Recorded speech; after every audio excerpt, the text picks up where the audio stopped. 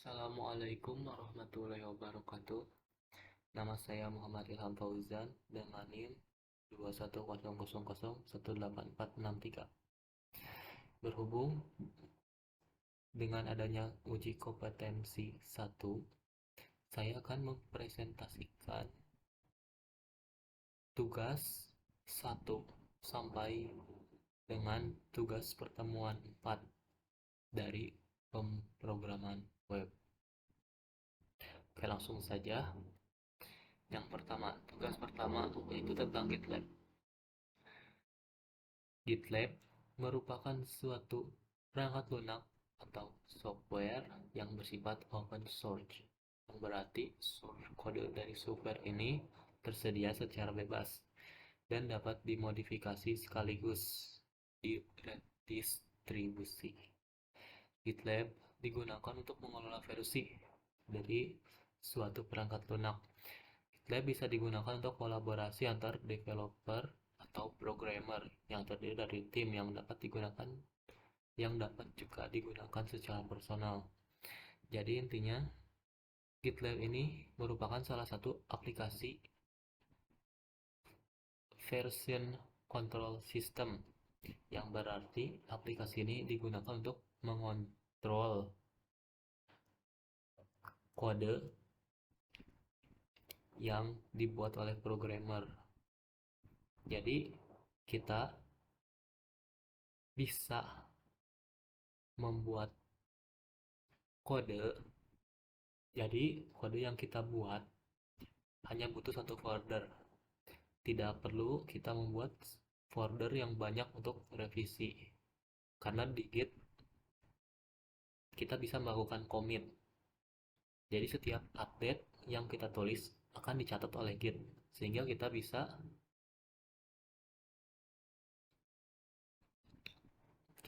kembali ke versi sebelumnya dari kode yang kita buat. Oke, selanjutnya tugas pertemuan kedua yaitu tentang tool programming. Yang pertama, konsep client side dan server side.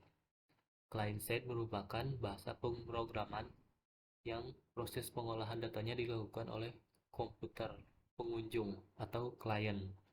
Jadi ketika seseorang mengunjungi website, maka dari web tersebut akan sepenuhnya didownload dan diproses pada komputer masing-masing klien.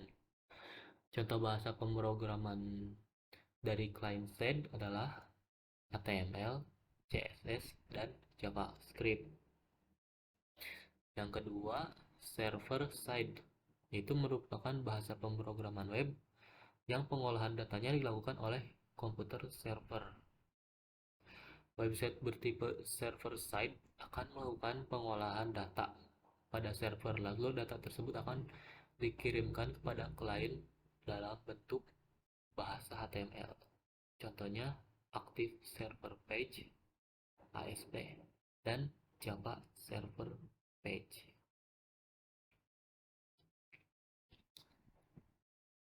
Yang kedua, editor source code. Untuk saya di sini menggunakan Sublime Text sebagai editor source code. Sublime Text merupakan aplikasi teks editor yang sangat berguna untuk menulis serta membuka berbagai macam file. Sublime Text juga mendukung berbagai bahasa pemrograman seperti HTML, CSS, C#, C++, dan lain-lain. Sublime Text juga memiliki banyak fitur, diantaranya Go to Line. Jadi dengan fitur ini kita dapat melompat ke bagian baris kode dengan menekan Ctrl P, kemudian tulis nomor barisnya. Lalu Multi-File Selection, fitur yang berguna untuk mengganti banyak kata sekaligus. Jadi dengan menekan Ctrl, lalu kita memblok kata-kata yang akan diganti. Jadi kita bisa mengganti kata secara sekaligus. Yang terakhir adalah emmet. Fitur ini dapat, jadi dengan fitur ini hanya perlu menuliskan sedikit, kemudian kita tekan tab. Nanti struktur kode HTML-nya akan ditulis secara otomatis. Lalu ada beberapa fitur yang lain.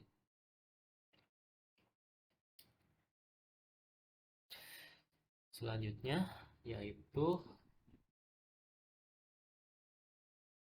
web server localhost. Di sini saya menggunakan XAMPP. XAMPP merupakan perangkat lunak berbasis web server yang bersifat open source seperti tadi Sublime Text dan GitLab. XAMPP ini mendukung berbagai sistem operasi, diantaranya seperti Windows, Linux, atau macOS. Gunanya, XAMPP ini digunakan sebagai stand-alone server atau bisa juga disebut localhost. Jadi, semisal kita hanya menggunakan browser, terkadang ada beberapa kode yang tidak bisa dieksekusi oleh browser. Jadi kita menggunakan XAMPP ini untuk agar lebih lancar, agar lebih optimal dalam membuka file codingan yang kita buat. Beberapa fitur dari XAMPP ini diantaranya seperti Apache yang merupakan web server untuk menciptakan halaman website berdasarkan kode PHP. Lalu ada MySQL untuk mengatur database. Lalu ada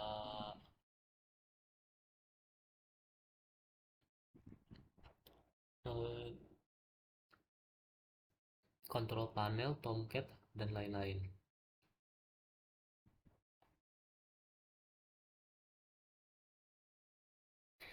Yang keempat yaitu kolaborasi antar member.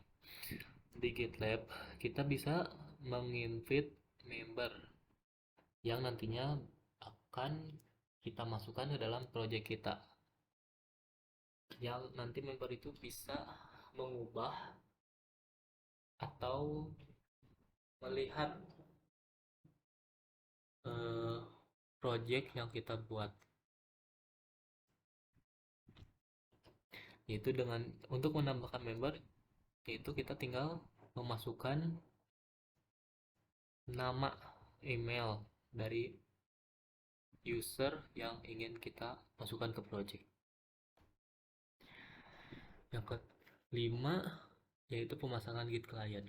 Saya sebenarnya sudah memasang Git client itu seperti Git for Windows, yang kita bisa menggunakan Git base-nya untuk melakukan version control system. Tapi karena sangat lumayan rumit dan sangat sulit bekerja secara cepat, maka untuk saat ini saya menggunakan GitHub.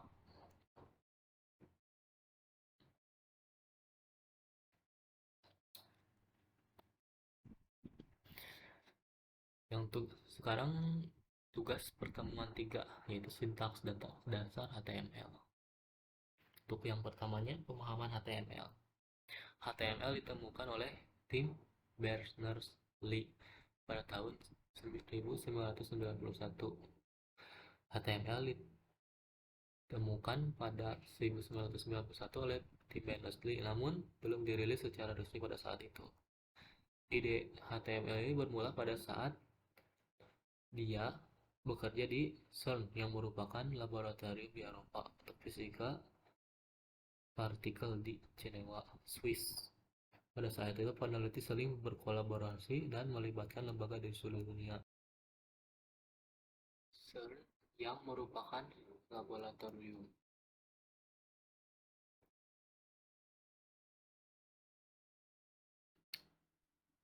Di Eropa, bentuk fisika partikel di Jenewa, Swiss. Saat itu para peneliti sering berkolaborasi dan melibatkan lembaga dari seluruh dunia.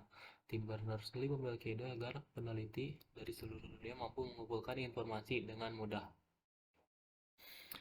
Jadi, tim Berners-Lee ini menciptakan HTML agar peneliti dari seluruh dunia dapat bertukar informasi secara cepat dan gampang.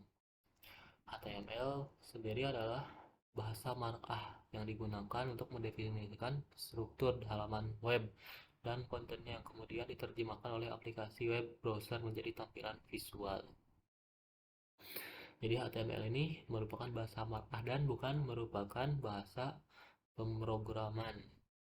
Jadi bahasa markup ini digunakan untuk menandai suatu kalimat yang nantinya akan ditampilkan pada browser. Tugas yang kedua yaitu format paragraf. Di sini untuk membuat format paragraf biasanya digunakan menggunakan tag dan isi paragraf lalu ditutup dengan /p. Ini merupakan contoh dari tag paragraf tersebut. Yang ketiga itu format bold, italic, dan underline. Bold digunakan untuk menebalkan suatu karakter dari kata atau kalimat pada sebuah paragraf.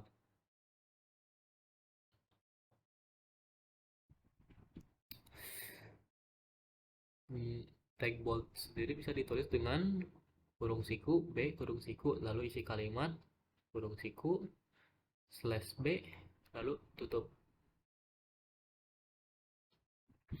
Lalu yang kedua, tag italic digunakan untuk mengiringkan kalimat pada sebuah paragraf. Tag yang digunakan yaitu menggunakan I, lalu isi kalimat, dan /I. Underline digunakan untuk menggarisbawahi kalimat pada sebuah paragraf. Menggunakan tag U, isi kalimat, lalu /U. Ini merupakan contoh dari tag yang barusan digunakan. Yang ketiga, yang keempat, tag superscript dan subscript. Tag superscript digunakan untuk menandai karakter agar dicetak tinggi pada browser dan biasanya digunakan untuk menuliskan bilangan aritmatika seperti perpangkatan. Lalu yang kedua, tag subscript digunakan untuk menandai karakter agar dicetak rendah pada browser dan biasanya digunakan untuk menulis rumus kimia pada tabel periodik unsur. Ini merupakan screenshot dari cara penggunaan tabel subscript dan superscript. Lalu yang di sebelah kanannya merupakan output saat tag tersebut digunakan. Yang atasnya ini merupakan tag superscript dan yang bawah merupakan tag subscript. Yang kelima, tag break row. Tag break row digunakan untuk mengganti baris atau membuat garis baru untuk memisahkan paragraf satu dengan yang lain. Jadi ketika tag br ini digunakan, maka akan secara otomatis membuat suatu garis baru. Yang keenam, tag font. Tag font ini terjadi beberapa. Di antaranya face yang digunakan untuk memformat suatu bagian dari kalimat untuk mengubah jenis huruf. Yaitu yang kedua, font size yang digunakan untuk mengubah ukuran pada kalimat. Yang terakhir itu tag color yang digunakan untuk mengubah warna pada kalimat. Ini merupakan contoh screenshot dari tag yang digunakan.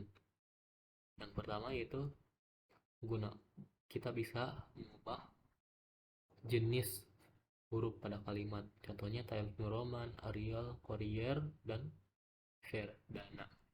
Untuk tag size kita bisa mengatur ukuran 1, 2, 3 dan seterusnya. Untuk tag color kita bisa mengatur warna tergantung apa warna yang kita inginkan. Yang ketujuh itu tag gambar dan link. Tag gambar kita bisa menggunakan tag image search, lalu nama gambar yang kita punya dan digunakan untuk Tag ini digunakan untuk menampilkan gambar pada browser. Yang kedua, tag link. Tag link ini penulisannya itu A, lalu href. Nah, ini link URL yang ingin kita masukkan. Lalu titik koma lagi di atasnya untuk penutup. Tag ini digunakan untuk menghubungkan teks dengan link sehingga akan membuat halaman baru ketika ditekan. Lalu yang ketiga, tag link gambar. Hampir hampir sama penulisannya dengan tag href. Lalu setelahnya ditulis image search. Tag ini digunakan untuk menghubungkan antara gambar dengan kalimat URL yang dituju. Jadi ketika gambarnya ditekan, maka akan secara otomatis langsung menuju alamat URL yang dituju. Yang ketiga, yang terakhir, itu tag link email. Nantinya untuk ketika kita menulis suatu web, membuat suatu web, mungkin kita ingin memasukkan alamat email kita. Nah, kita bisa menggunakan tag ini. Ini merupakan contoh tag yang tadi digunakan. Yang terakhir, tag table. Tag tabel sendiri terdiri dari beberapa struktur, di antaranya table, head, tr, td, dan th. Nah, ini merupakan struktur tabel yang dibuat. Ini merupakan struktur kompleks. Kita juga bisa menuliskan secara simpel, yaitu tinggal nulis tabel, tr, dan td untuk kolom tabel tersebut.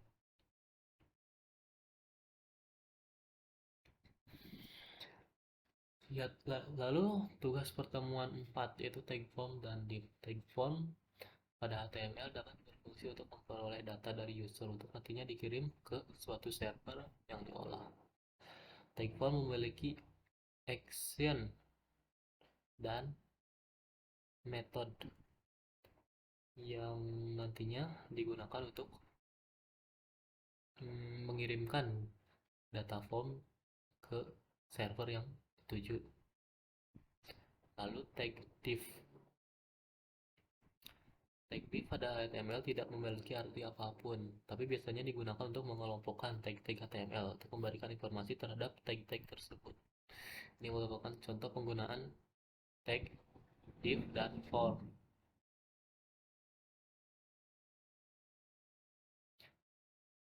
Nah, tag div sendiri kita bisa digunakan untuk menghubungkan kelompok dari HTML yang kita tulis terhadap CSS.